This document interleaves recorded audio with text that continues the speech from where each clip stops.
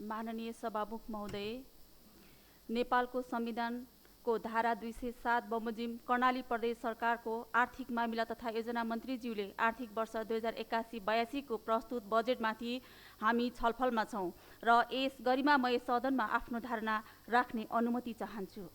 सभामुख महोदय, अहिले संघीयता लोकतान्त्रिक अवस्थाको व्यवस्था परिवर्तन गर्यो भन्ने तपाईहरू ठूला दलहरूले दम्ब घमण्ड गर्नुहुन्छ, तर संघीयता हामीले लागू गर्न नसक्ने अवस्था तपाई हाम्रो अगाडि सर्वविदितै छ। भनिन्छ पारिन्छ सत्ता जब खण्ड खण्ड रहन्छ राष्ट्र के यहाँ अखण्ड, छुटिन्छ सत्ता जब खात खात सिद्धिन्छ शोभा अनि फूलबाट। यही अवस्था अहिलेको व्यवस्थामा छ। सभामुख महोदय, मलाई लाग्छ बजेटको दस्तावेज हेर्दा रणनीतिक रूपमा होइन राजनीतिक रूपमा छुट्याइएको पाइयो। सरकारले सूक्ष्म आर्थिक अवधारणा र राज्य नागरिक बीचको सौदाबाजीलाई मध्यनजर गरेर ल्याउन सक्नु पर्थ्यो। शीर्षक नारामा आँखै तिर्बिनाउने गरेर राज्यको प्राथमिकता र प्रतिबद्धता मुलुकको भविष्यका लागि योजनाहरू र बजेट कतिको दीर्घकालीन लक्ष्य प्राप्ति दिगो विकास लक्ष्य प्राप्तिका लागि बजेट निर्माण भएका छन् त? बजेट निर्माण बारेमा भ्रम र वास्तविकताहरूलाई कहिलेसम्म गुमराहमा राख्ने हो सरकार? सबै समस्याको समाधान एउटै बजेट अनि सबै स्रोतको दोहन गर्ने आयोजना कार्यक्रम राख्न सके मात्र काम भयो? पुँजीगत ठेक्का लगाउन बिचौलिया पाए सरकारलाई पुग्यो? मेरो प्रश्न छ। अर्थ मन्त्रालयमा असीमित स्रोत साधन छन्, कहाँ कसका लागि हुन्? म सभामुख ज्यू मार्फत अर्थमन्त्रीलाई प्रश्न गर्न चाहन्छु। सभामुख महोदय, नतिजामा आधारित बजेट निर्माण पूर्ण निर्धारित उद्देश्य र अपेक्षित परिणामहरूको वरिपरि देखिएन। अपेक्षित उपलब्धिले आमूल स्रोतको आवश्यकता र विनियोजनको औचित्य पुष्टि हुनुपर्छ। सभामुख महोदय, स्रोतको खोजी आगत र त्यसले कस्तो उपलब्धि नियत अपेक्षाको आधारमा बाँडफाँड गरिएको हो?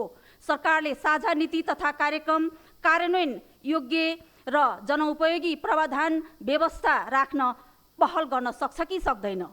समावेशिता, सामाजिक संरक्षण, क्षेत्रीय सन्तुलन र गरिबी निवारणका विषयहरू नभएको हेर्न सक्नु पर्थ्यो। दिगो विकास, जलवायु परिवर्तनको प्रभाव र वातावरणीय पक्षलाई पर्याप्त ध्यान दिएर अधिवचन गर्न माग गर्दछु। सभामुख महोदय, कर्णाली प्रदेश सरकारका अर्थमन्त्रीले प्रस्तुत गर्नुभएको 31 अरब 41 करोडको बजेट 230 बुँदामा छ। भौतिक पूर्वाधार, सामाजिक तथा स्वास्थ्य र कृषि क्षेत्रलाई प्राथमिकतामा राखेर ल्याएको बजेट अधिकांश बुँदाहरू विभिन्न नाराले सजिए तापनि कार्यान्वयन पक्षमा पूर्णता पाउला भन्ने विषयमा विश्वस्त रहने ठाउँ छैन। सभामुख महोदय, समग्रमा बजेटभित्र करिब 7वटा प्रमुख नारा र त्यसभित्र कैयौं सहायक नाराहरू समावेश गरिएका छन्। नाराहरू निकै नै लोकप्रिय रहे तापनि कार्यक्रम र कार्यान्वयनको अवस्थामा अन्योलता देखिएको मलाई महसुस भएको छ। गरिबी निवारण र रोजगारी प्रदेश सरकारको जिम्मेवारी भन्ने मूल नारा र लिपिमा राम्रो लेखिए तापनि आफैमा अस्पष्ट र आसेपासीहरू बाहेक वास्तविक बेरोजगारी युवाहरूले सहज रूपमा यो सुविधा लिन सक्ने अवस्था देखिँदैन। बजेट वक्तव्य मैले सरसर्ती पढ्दा निकै महत्त्वाकांक्षा लाग्ने तर कुनै प्रतिफल प्राप्त गर्न सकिने रणनीति योजना तय गरेको देखिँदैन। अधिकांश योजनाहरू पुरानै शैलीलाई निरन्तरता गरेको पाइयो। बजेटका योजनाहरू भनेको लक्ष्य प्राप्त गर्न आवश्यकता गतिविधिहरूको बारेमा सोच्ने प्रक्रिया हो। यो बजेट दूरदर्शितामा आधारित हुनुपर्छ। योजना बौद्धिक व्यवहारको आधारभूत गुण पनि हो। यसको एउटा महत्त्वपूर्ण पक्ष भनेको भविष्यको अनुमान हो। यसले उद्देश्य भविष्य कस्तो देखिन्छ भनेर भविष्यवाणी गर्नु हो, जबकि योजनाले प्रदेशकै गौरवको सपना देखेर समृद्ध समाजको कल्पना गरेका हुन्छन्।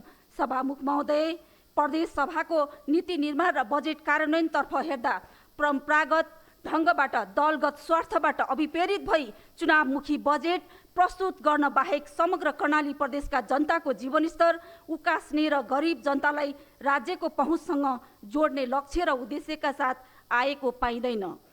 सभामुखज्यू, शक्ति, पद र प्रतिष्ठा पहुँचको आधारमा जो मन्त्री भए उसैले मनपरी ढङ्गबाट आसेपासे नातागोता र आफन्तलाई संरक्षण गर्ने गरी विकास योजना तर्जुमा गरिनुले गरिनुले कर्णालीको विकास कसरी सम्भव हुन सक्छ? यसै कारण सभामुखज्यू प्रस्तुत बजेटमा गम्भीर प्रश्न चिन्ह खडा भएका छन् भने सन्तुलित बजेट पनि हुन नसकेको मेरो ठहर छ। जता मन्त्री उतै बजेट। सभामुखज्यू समग्र नेपाली जनताको नै जीवनस्तरमा परिवर्तन ल्याउन सक्ने अपार जलस्रोतको धनी कर्णाली नदी यसै प्रदेशमा पर्दछ। कर्णाली जलविद्युत आयोजनाको दीर्घकालीन योजना र कार्यक्रम कहाँ तर्जुमा गरिएको छ? यो कुरा हामीले हेक्का राख्नु पर्दछ कि समग्र नेपाललाई पाल्न सक्ने र नेपाली जनताको जीवनस्तर उकास्न सक्ने क्षमता र सामर्थ्य राखेको कर्णाली नदीमा बगिरहेको पानीको विषयमा कर्णाली प्रदेशले अग्रसरता देखाएर नीति तथा कार्यक्रममा समावेश गरेर अग्रसरता देखाउनु पर्थ्यो कि पर्दैन थियो? त्यस कारणले गर्दा सभामुखज्यू यस्ता दीर्घकालीन योजनाको तर्जुमा नगरिकन कर्णालीवासीको रोगभोग, अशिक्षा, गरिबी जस्ता समस्याबाट कसरी मुक्त तुल्याउन सक्छौँ भन्ने कुरा पनि म आग्रह गर्न चाहन्छु। सभामुखज्यू भर्खरै केही दिन अगाडि दैलेखको 8-20 नगरपालिका र अछामको विनायक नगरपालिका जोड्ने झुलुङ्गे पुलको लट्ठा चुडिँदा 3वटा खच्चडको ज्यान गयो भने बाँकी खच्चडको सकुशल उद्धार भयो। हाल त्यस क्षेत्रमा जनतालाई आवत जावत गर्न निकै कठिनाई भएको हुँदा हाइब्रिज पुल निर्माणका लागि तत्काल व्यवस्था गरियोस् भन्ने कुरा सभामुखज्यू मार्फत अर्थमन्त्रीज्यूको ध्यान आकर्षण गराउन चाहन्छु। सभामुख महोदय, आर्थिक वर्ष 2081-82 को नीति तथा कार्यक्रममा सरकारले बैंक खाता छोरीको सुरक्षा जीवनभरिको भन्ने कार्यक्रम परिमार्जन गरी लागू गर्ने नीति ल्यायो, तर दुर्भाग्य यो कार्यक्रम बजेटमा समेटिएन।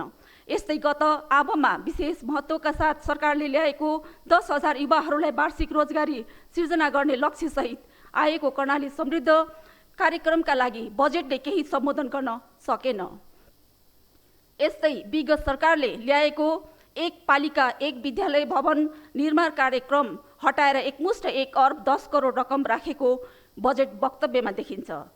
हिजोको सदनपछि अनौपचारिक रूपमा सामाजिक विकास मन्त्रीले दम्भका साथ त्यो विनियोजित भइसक्यो भनेर भनेको सुन्नमा आएको छ।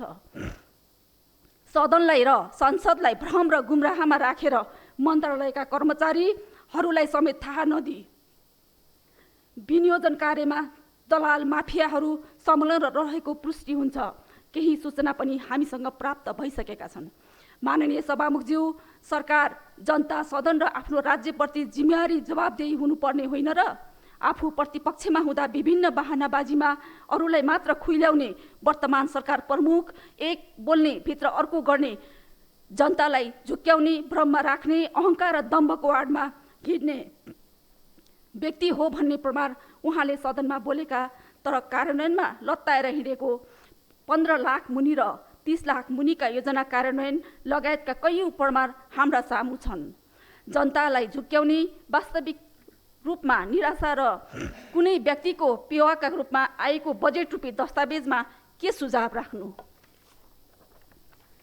सभामुखज्यू, अन्त्यमा कर्णाली प्रदेशका 50 वर्षभन्दा माथिका महिला दिदीबहिनीहरूको लागि निःशुल्क स्वास्थ्य उपचारको व्यवस्था मिलाउन सभामुखज्यू मार्फत सरकारको ध्यान आकर्षण गराउँदै आफ्ना भनाइहरू यही अन्त्य गर्दछु। धन्यवाद।